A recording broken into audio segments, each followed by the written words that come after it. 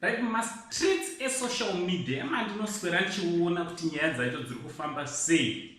Dhuma nemuzukuru wangu anditi muzukuru wangu akanga arimbori vice president weZimbabwe anditi ndiye anonzi Joyce Dr. Joyce Teurai Ropa Mujuru anditi so ndabva ndasanganawo naye mazuva anga areba zvikuru kubva mazuva aya pavakabuda muofisi. Hatinozombonyanyonzwa nezvavo, takangonzwa kuti vane pati yavo yavari kudidi, but hatinozombonyanyonzwa nezvavo zvakanyanya ndini. So ichiteerera muzukuru sandakuudza izvizere, kana wanga usati wasubscribe, kukurudzirana muzukuru wangu kuti chisubscribe, turn on your notification bell, kuitira pega pega patinouploada mavideos, you will be notified. Muzukuru wasekuru Said, the only Zimbabwean uncle vari panapa kuzvifarira kana usazvifarira handini nditori muvazukuru kutongondigamuchirawo sehanzvadzi yamai venyu handiti.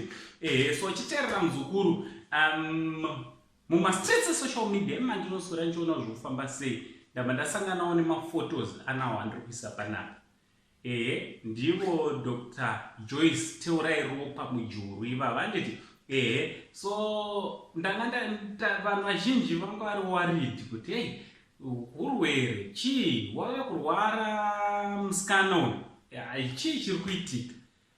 Tazoonawo anonzi Wellens Mujuru abva anyora mashoko ari panapa, akabva ataura kuti aiwa vasi kurwara vanga varipo pakumboexercisawo muviri wavo vachiitirawo kuti mafetsi anga ari anodii anga ari anotiza kupisawo mafetsi muviri aneti kuti bhodhi iri mushepe but bhodhi yakanaka yavazukuru bhodhi yakanaka kudzoka kutoitawo kachimhandara kudai zvanditi zvinova zvinhu zvakanaka zvikuru.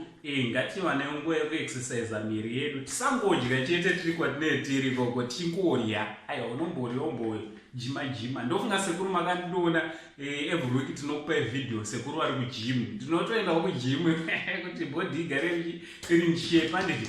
Zvinova zvinhu zvakanaka. So ndo maphotos ari panapa, vanhu vanga vakufunga kuti maybe urwere hwanyanya, but aiwa mhinduro yazouya kuti aiwa havasi kurwara, kwakungoitawo maexercise kuti bhodhi vaite zvakanaka handiti bhodhi igare iri mushepe.